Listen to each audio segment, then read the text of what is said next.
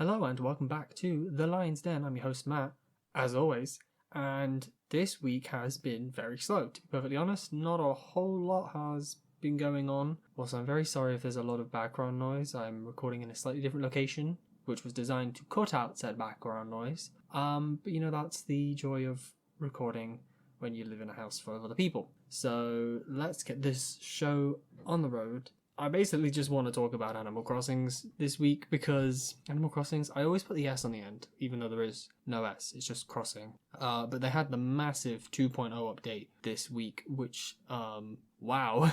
Wow, there's so much going on with the 2.0 update that I talked about it briefly when they announced it a couple of weeks back. I say briefly, I think I took the whole episode up again, but I love Animal Crossing, that's why I'm talking about it so much. So yeah, I've only had the update since Thursday because they released it early for whatever reason, and I don't have the DLC currently, but I'll probably look to get that at some point. But yeah, let's talk about the things that I've done so far. So the first thing I did immediately was find Brewster, because I need that coffee. I need that coffee bird, baby. And unlocking him was really easy. I think it's designed to be really easy, or at least because I'm so far in the game before the update came out, it was really easy. I believe the requirements are just that you have the museum fully upgraded with all of the areas unlocked. So then you go talk to Blathers and he's like, yo, I was thinking about opening a cafe and my friend used to do cafe things but he's disappeared. Lore, I love it. There's lore about Brewster, that's really cool. So once you've then talked to him and he said like, okay cool, I'll go find them, you then go to Capin, who we'll talk about in a minute,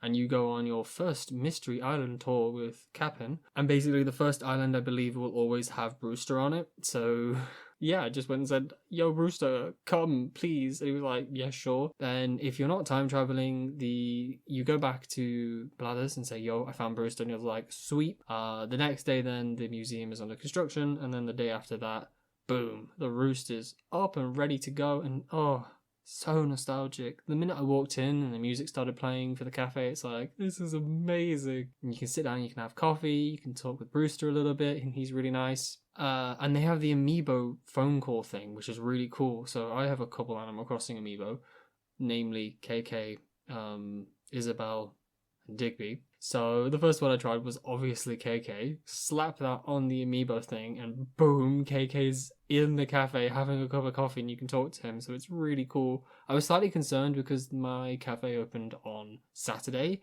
and obviously KK is there on a Saturday anyway, but it seems like it's not an issue. You can still call upon any amiibo character regardless of whether they're already on your island. So that was nice. I also had 2 cups of coffee on the Saturday when I had it first open. And he mentioned about the fact that be careful because too much coffee is bad for you, which is just a thing in life. If you drink way too much coffee in a day, that's not good for your health and you can have like an overdose of caffeine and stuff. It's just not good.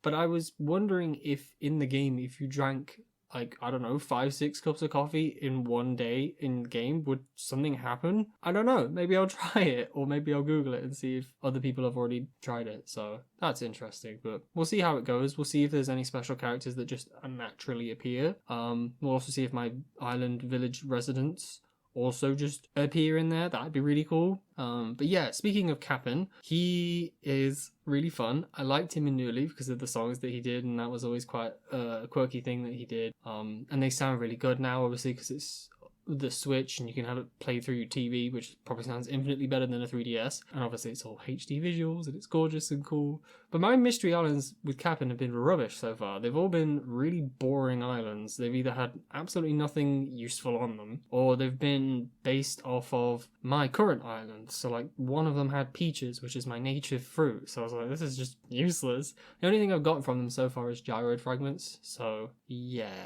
Kind of hoping I get one of the better islands that has like the glowing vines and stuff that they showed off in the trailer, but we will see. One of the big things that they did is they updated the camera, so there's now the pro camera mode, which just, so good. I saw so many photos on Twitter of people messing around with it, and then when I got home and used it, I was like, this is so good.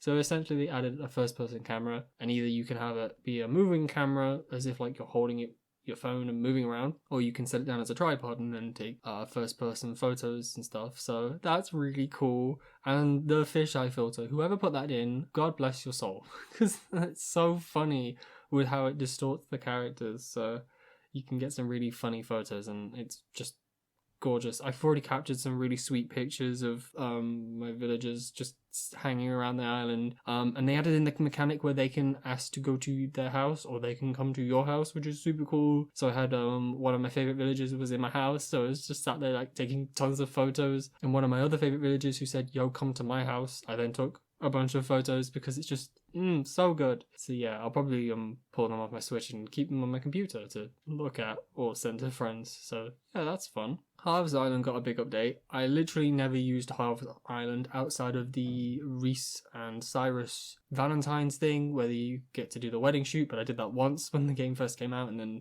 literally I've never gone back again. So I started setting that up, went through all of the dialogue and everything. I got Leaf unlocked first because you can only donate once a day, I think, or you can only unlock one of them once a day. So the first one I did was Leaf, and then yesterday he was there, so now I can get all of the starts for all of the food things for the cooking, which is the next thing I'll talk about. Wowee, the cooking is insane. There is so much to do. They've updated all of the current food items so that they can be eaten now, which is kind of scary because if you've got some of the special like New Year's items or the special event items that you can't get again, you don't want to eat them, so that's cool. I cooked my first thing, which was a barred knife jaw, I think they're called, carpaccio, because it literally just required the fish. Sure. So I've got wheat growing, I believe, and I've got sugarcane growing. So I just need to get all of the vegetables, so like potatoes and carrots and tomatoes, and then I can start baking and cooking and doing all of the fun stuff. So that's really interesting. And I like that it's useful in the sense that certain food items will give you more points to uproot trees and bushes and flowers and stuff. So when you eat a piece of fruit, you only get 1 point, so you can only like uproot one tree. Whereas I saw in the trailer, the guy cooked a pizza, he ate that, and it gave him 5 from one item. So that's really handy, and it makes cooking an actually useful mechanic as opposed to just a novel thing. That's nice. And I love that half of the things I've got dotted around are actual cooking items, so I can just use them to cook whatever, whenever, wherever. So that's really nice. It's like, there's like the kitchen island thing, a big square item with a sink and a hob and everything, and it looks really pretty, but now it's functional because you can actually cook on it, so that's super, super cool. Oh yeah, so a lot of things now are behind Nook Miles, so you can get them in the resident services and purchase a bunch of Nook Miles stuff, but a lot of them are expensive, or the fact that there's so many of them that it becomes quite expensive. I had 32,000 miles the day it dropped because I just didn't bother ever collecting Nook Miles. I had absolutely no need for them. I now have 3,000 Nook Miles, so I spent a lot of miles and unlocked a lot of things, mainly like getting the upgrades for the camera and the DIY recipes for cooking and all of the other stuff. But they also added a bunch of just items that you buy with Nook Miles that are really cool.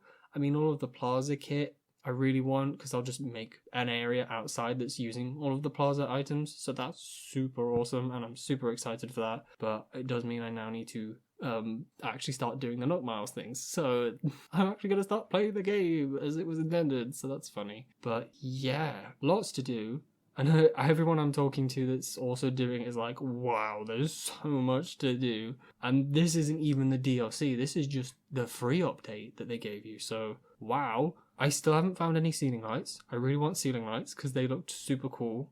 And I have seen that they've updated the interior thing. So you are now able to access the roof and suspend things from it. Oh yeah, gyroids. How did I miss gyroids? My first 2 gyros are rubbish. I got like a crumploid, I think it's what it's called. And it makes like paper crunching noises. It's really weird. And then the second one I got was an illuminoid. And that one makes like weird plink plonk sounds. I want the funny ones that make weird noises. Not this one that sounds like paper being crumpled. It's weird. Anyway. This is possibly going to be a bit of a shorter episode because the problem is if I keep talking, I'll then have too much, but I possibly don't have enough at the moment when I edit this out. But anyway, I hope you're all having a wonderful week. I'm sorry for all the bangs and the bumps and the noises, but hopefully this doesn't sound like absolute garbage. Yeah, stay safe, and I'll see you all next week. Bye!